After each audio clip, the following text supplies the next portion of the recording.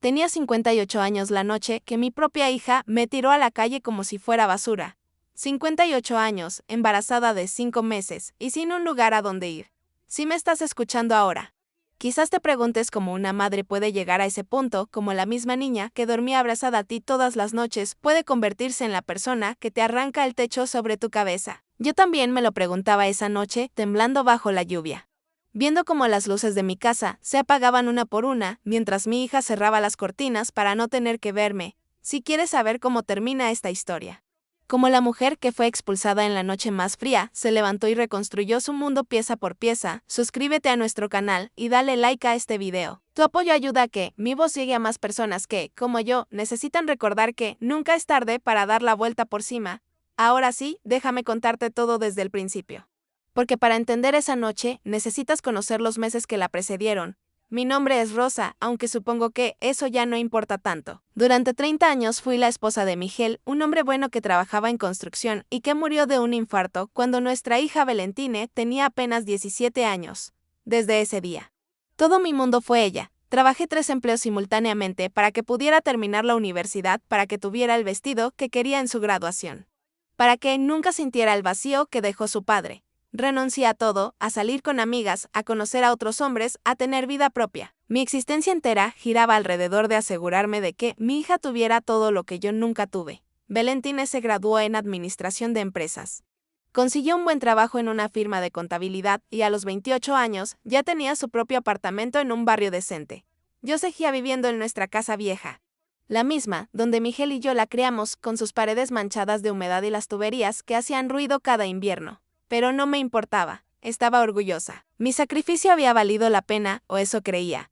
Los problemas comenzaron cuando conocí a Roberto. Él tenía 62 años, era viudo como yo, y trabajaba reparando electrodomésticos. Lo conocí cuando vino a arreglar mi refrigerador, que había dejado de funcionar un martes por la tarde.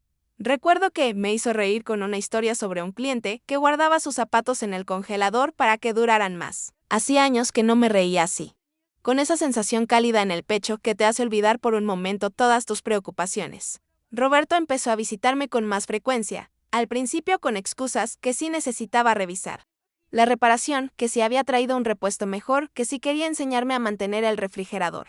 Pero ambos sabíamos la verdad.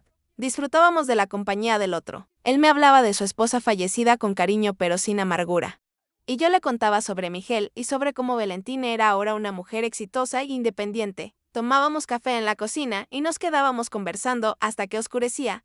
6 meses después de conocernos, Roberto me pidió que fuéramos pareja oficial. Yo dudé. No porque no lo quisiera, sino porque una parte de mí sentía que no tenía derecho, que mi vida romántica había terminado con Miguel, que a mi edad esas cosas ya no se hacían, que debía concentrarme en ser abuela cuando llegara el momento. Pero Roberto fue paciente. Me dijo algo que nunca olvidaré: Rosa, tu corazón no tiene fecha de vencimiento. Si todavía late, todavía puede amar. Cuando le conté a Valentine que tenía novio, su reacción me sorprendió. Se quedó en silencio durante unos segundos largos, incómodos, y luego forzó una sonrisa tensa. Me alegro por ti, mamá, dijo con una voz que no sonaba alegre en absoluto. Solo espero que sepas lo que estás haciendo. No entendí entonces qué quería decir con eso. Pensé que simplemente necesitaba tiempo para acostumbrarse a la idea de verme con alguien que no era su padre. Pero las visitas de Valentine se hicieron cada vez más esporádicas. Cuando venía, apenas saludaba a Roberto. Respondía con monosílabos y encontraba excusas para irse temprano. Un día la confronté. Hija, ¿qué te pasa con Roberto? Él ha sido nada más que amable contigo. Ella me miró con esos ojos que de niña usaba cuando quería algo. Pero ahora estaban llenos de algo que no supe identificar en ese momento. Ahora sé que era desprecio. Mamá, ¿no te parece ridículo?, me dijo. Tienes 58 años. Se supone que deberías estar pensando en ser abuela, no en andar de noviecita como un adolescente. ¿Qué va a pensar la gente? ¿Qué voy a decir yo cuando me pregunten? La sentí como una bofetada. Mi propia hija, por quien había sacrificado todo. Estaba avergonzada de mí por atreverme a ser feliz. Intenté razonar con ella. Le expliqué que Roberto me hacía bien, que por primera vez en décadas no me sentía sola, que merecía tener compañía en mis años finales. Pero Valentine no quiso escuchar. Se fue de casa dando un portazo y no respondió mis llamadas durante 2 semanas. Cuando finalmente vino a visitarme, traía a su prometido. Un hombre llamado Federico, que trabajaba en finanzas y que me saludó con una sonrisa fría y profesional. Los meses pasaron y mi relación con Roberto se hizo más seria. Él prácticamente vivía conmigo. Ya, aunque mantenía su propio apartamento por respeto a las apariencias y a mi hija. Éramos felices en nuestra rutina simple, desayunos tranquilos, caminatas por el parque. Noches viendo televisión abrazados en el sofá, era una felicidad madura, sin la pasión desbordada de la juventud. Pero profunda y reconfortante. Entonces descubrí que estaba embarazada. Al principio pensé que era imposible.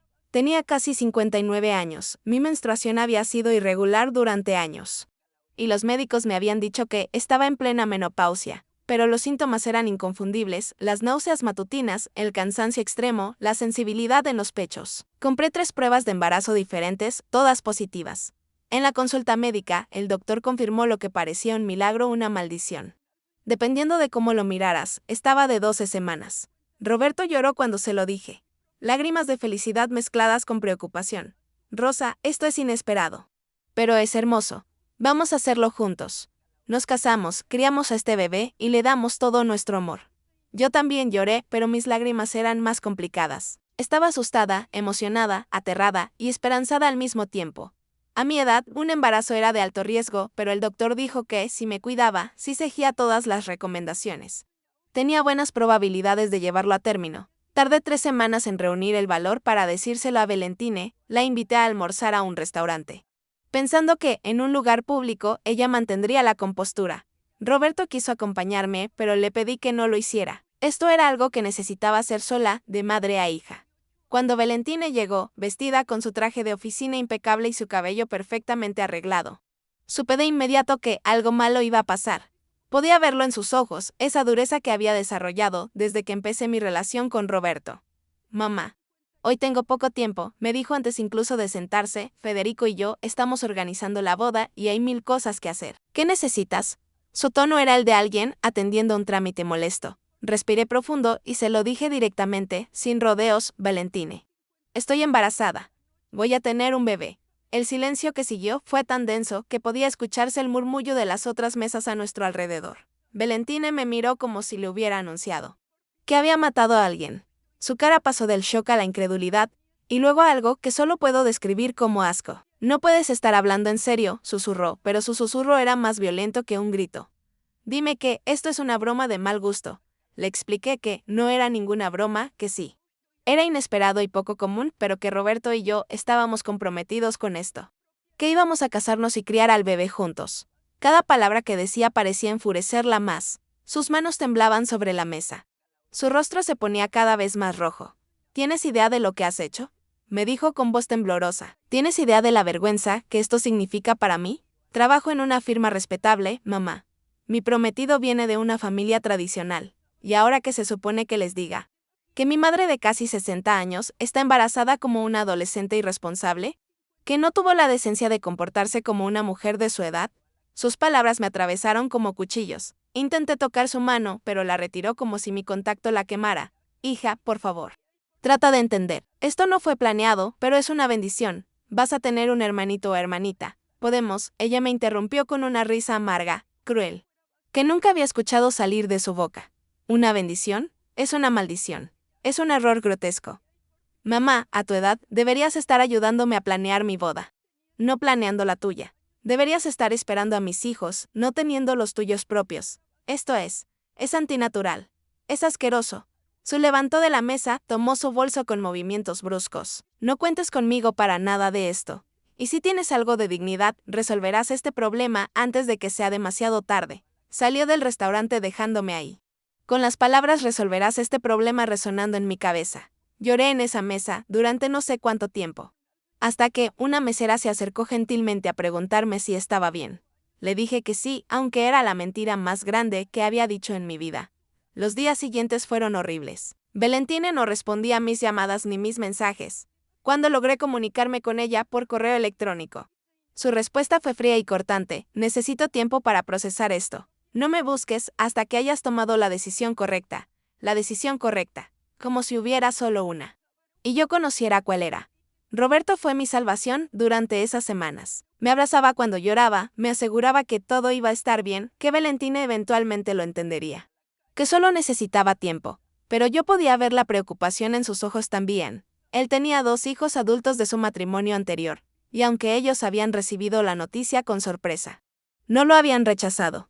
No entendíamos por qué Valentina reaccionaba así. 2 meses después, cuando ya estaba de casi 5 meses de embarazo y mi vientre comenzaba a notarse, Valentina finalmente accedió a visitarme.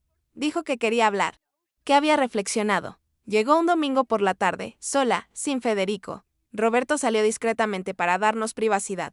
Yo tenía esperanzas. Pensé que mi hija había venido a reconciliarse, a aceptar la situación, a volver a ser la niña que alguna vez me abrazaba y me decía que era la mejor mamá del mundo. Pero la mujer que entró a mi casa no era esa niña. Era una extraña con el rostro de mi hija. Se sentó en el sofá con la espalda rígida, sin quitarse el abrigo, como si no planeara quedarse mucho tiempo. Mamá, vine a darte una última oportunidad, comenzó con voz firme. Empresarial, Federico y yo hemos hablado mucho sobre esto. Estamos dispuestos a perdonarte y a seguir teniendo una relación contigo, pero con una condición. Mi corazón se aceleró. Una condición. ¿Qué condición? Pregunté, aunque una parte de mí ya temía la respuesta. Valentina me miró directamente a los ojos, sin pestañear, sin un atisbo de emoción maternal. Que te deshagas del embarazo. Que termines con esto antes de que sea demasiado tarde. Todavía estás a tiempo. Nadie más tiene que saberlo. Podemos decir que fue un malentendido, un error de diagnóstico. Vuelves a tu vida normal, Roberto desaparece de la foto y todo vuelve a ser como antes. No podía creer lo que estaba escuchando. Mi propia hija, la niña que yo había cargado en mi vientre, que había luchado por traer al mundo, me estaba pidiendo que eliminara a mi bebé como si fuera un problema administrativo. Valentine, susurré. Esto es tu hermano o hermana. Es una vida. ¿Cómo puedes pedirme eso? Su expresión no cambió. No es mi hermano ni mi hermana. Es un error. Un error que tú cometiste por ser egoísta, por pensar solo en ti y en tu felicidad, sin considerar cómo esto me afectaría a mí. Mamá, te estoy dando una salida. Acéptala. Su frialdad me heló la sangre. ¿Y si no lo hago? Pregunté, aunque sabía que no iba a gustarme la respuesta. Valentina se levantó, acomodándose el abrigo. Entonces tendrás que elegir, o él o yo. No puedo tener una madre que es la burla de todos, que se comporta sin dignidad. Si decides seguir adelante con esto, no vuelvas a buscarme. No iré a tu boda con ese hombre. No conoceré a ese niño y no quiero que aparezcas en mi vida nunca más. Esto es un ultimátum. Mamá, espero que elijas bien. Y así, sin más, se fue. Cerró la puerta con suavidad, lo cual fue peor que un portazo. Era una puerta que se cerraba definitivamente, con calma, con decisión. Cuando Roberto volvió una hora después, me encontró sentada en el piso de la sala, abrazando mi vientre, llorando en silencio. Le conté todo y él me abrazó. Pero ambos sabíamos que esto no iba a terminar ahí. Intenté llamar a Valentina docenas de veces durante las siguientes semanas. Le escribí cartas que nunca respondió. Hasta fui a su oficina. Pero la recepcionista me dijo con educación forzada que la señorita Valentine había dado instrucciones de que no me dejaran pasar. Mi propia hija me había convertido en persona non grata en su vida. Roberto y yo nos casamos en una ceremonia simple en el juzgado, solo con sus 2 hijos como testigos. Ellos fueron amables conmigo. Me abrazaron, me felicitaron, pero yo no podía dejar de mirar hacia la puerta, esperando que, en el último momento, Valentina apareciera y me dijera que había cambiado de opinión.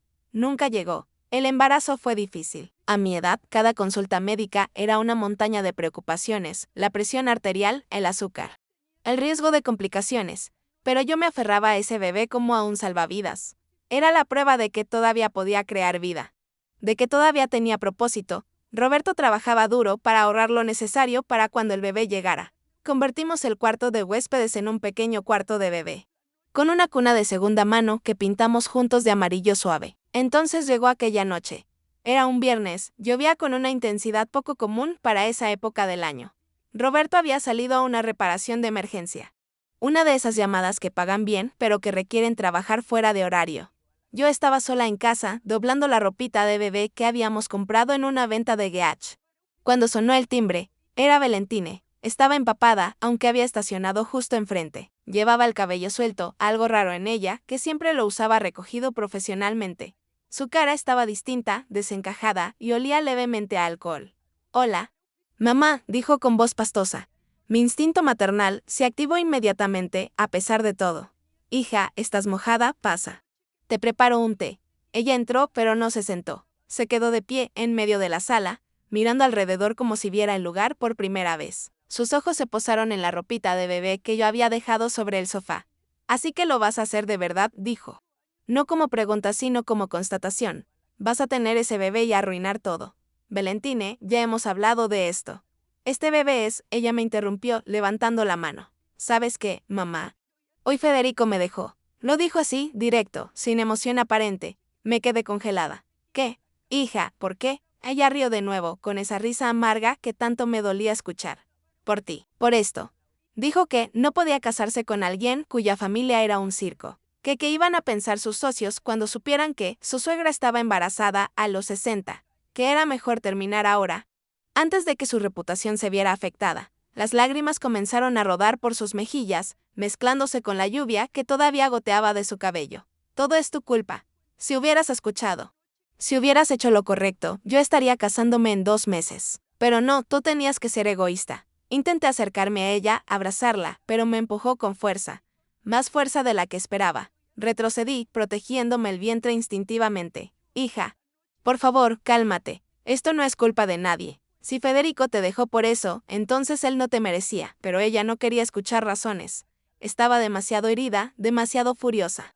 Demasiado borracha. ¿Sabes qué, mamá? Estoy harta. Harta de ser la hija de la vergüenza del barrio. Harta de que me pregunten por ti.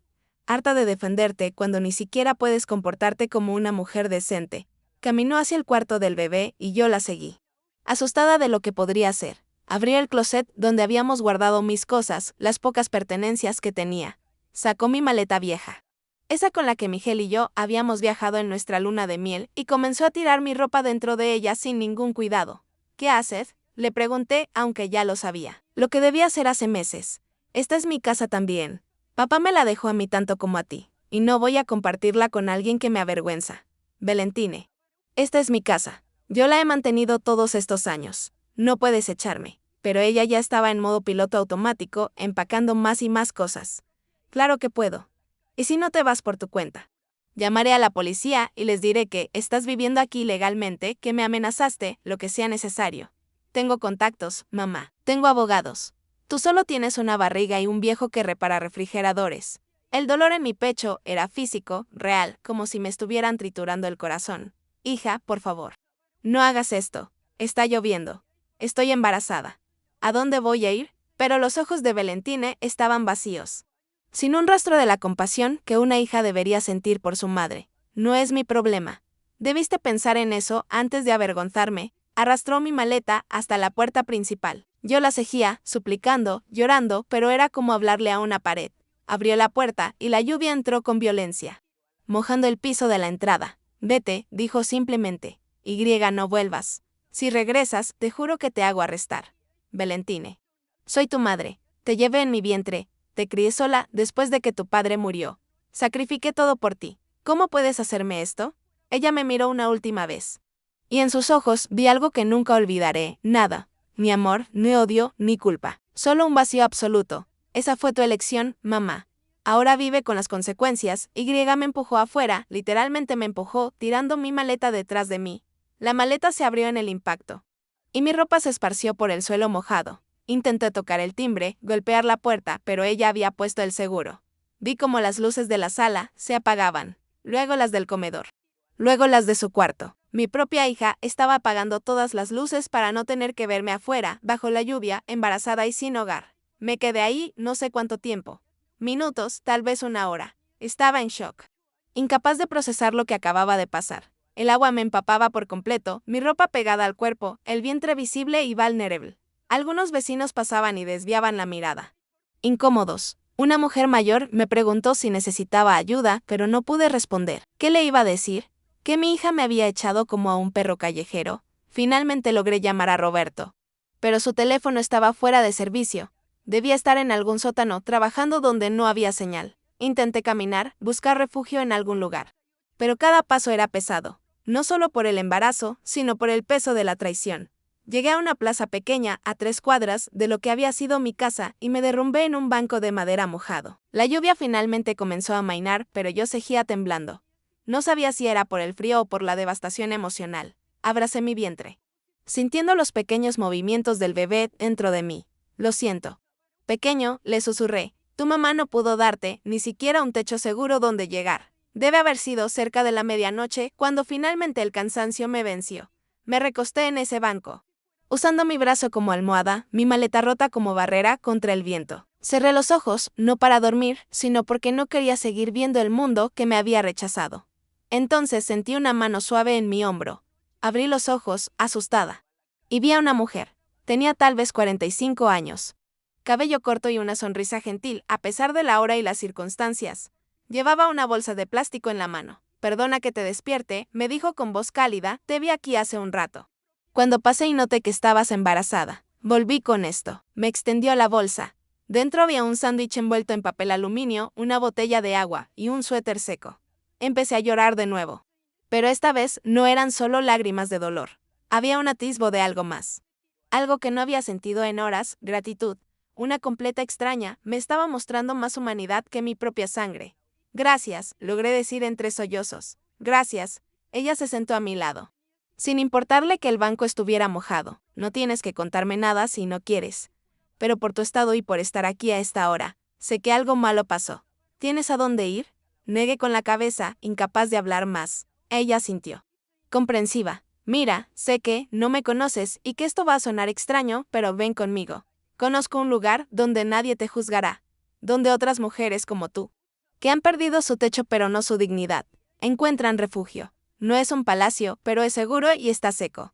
Debería haber dudado. Debería haber pensado en todos los peligros de irme con una desconocida en medio de la noche. Pero en ese momento, esa mujer me estaba ofreciendo más que mi propia hija, me estaba ofreciendo esperanza. Y cuando has tocado fondo tan duro como yo lo había hecho esa noche, la esperanza es lo único que te queda por aceptar. Está bien, susurré. Iré contigo. Ella me ayudó a levantarme. Recogió los pedazos de mi vida esparcidos alrededor del banco y me guió hacia su auto. Mientras nos alejábamos de esa plaza, miré por última vez hacia la dirección de mi antigua casa. Las luces seguían apagadas.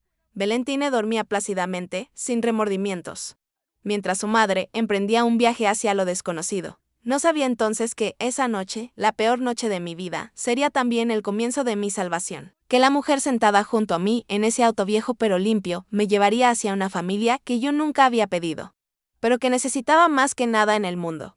Una familia que no compartía mi sangre, pero que compartiría algo mucho más valioso, mi lucha por sobrevivir. Esta es solo la primera parte de mi historia.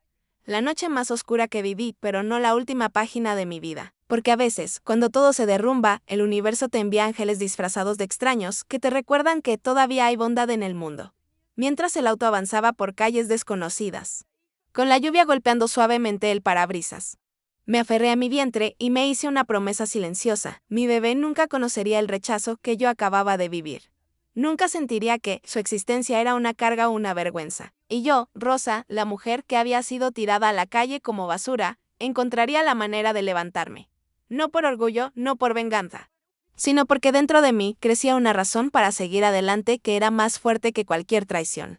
La mujer que conducía se llamaba Patricia, aunque eso lo supe después. Esa noche, simplemente manejó en silencio, respetando mis lágrimas, permitiéndome procesar lo sucedido, sin presionarme con preguntas. Cada tanto me miraba de reojo, como asegurándose de que yo seguía ahí, de que no me había desvanecido en la nada como un fantasma de dolor. Llegamos a una zona de la ciudad que yo no conocía bien. Casas modestas, calles sin demasiado alumbrado público.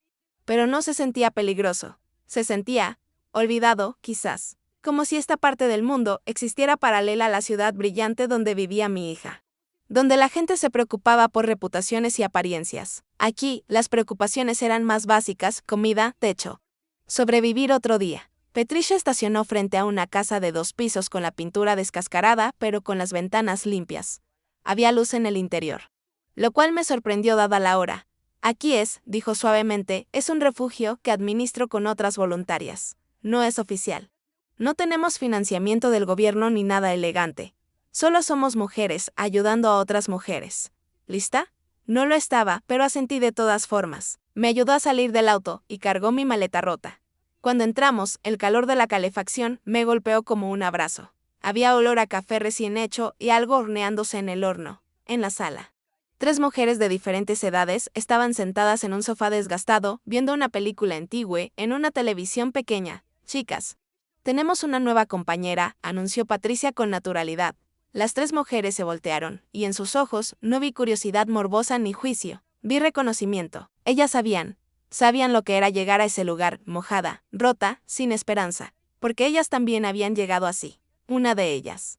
Una mujer joven de tal vez 25 años con tatuajes en los brazos, se levantó y me ofreció una taza humeante. Toma. Es chocolate caliente. Aquí la regla es que nadie llega sin tomar algo caliente primero. Su sonrisa era genuina. Sin rastro de lástima. Solo solidaridad. Patricia me llevó a una habitación pequeña en el segundo piso. Tenía una cama individual con sábanas limpias, un pequeño armario y una ventana que daba a un patio trasero. Este espacio mientras lo necesites, me explicó, no hay límite de tiempo. Algunas mujeres se quedan semanas, otras meses. Algunas se van y vuelven. No hay reglas estrictas, excepto respeto mutuo y colaboración con las tareas del hogar. Me senté en la cama y finalmente me permití desmoronarme por completo. Patricia se sentó a mi lado y simplemente me sostuvo mientras yo lloraba. No me hizo preguntas.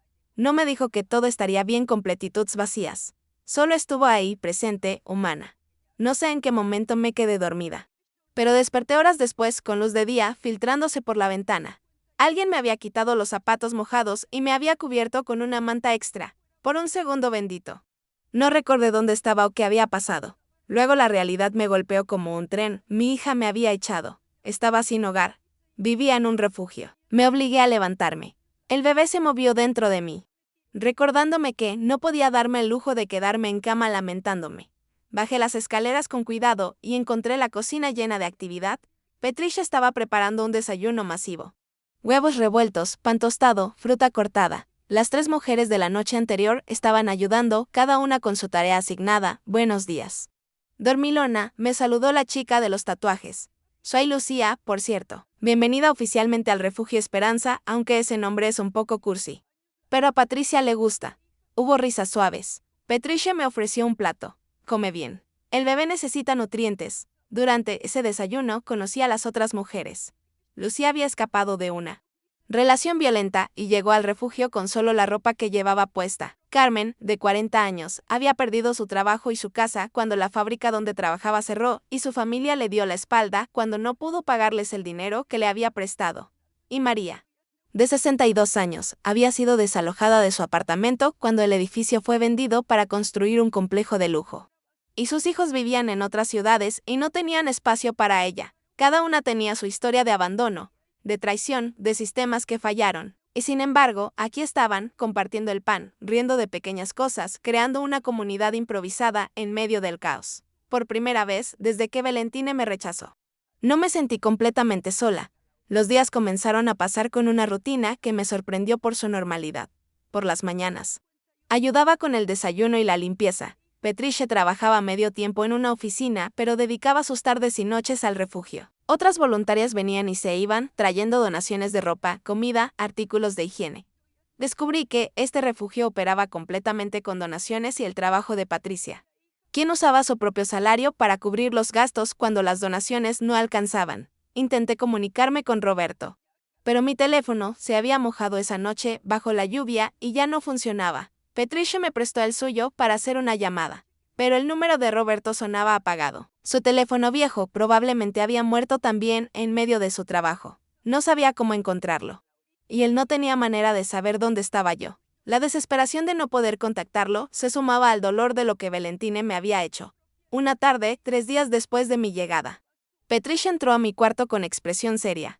Rosa, necesito hablarte de algo importante.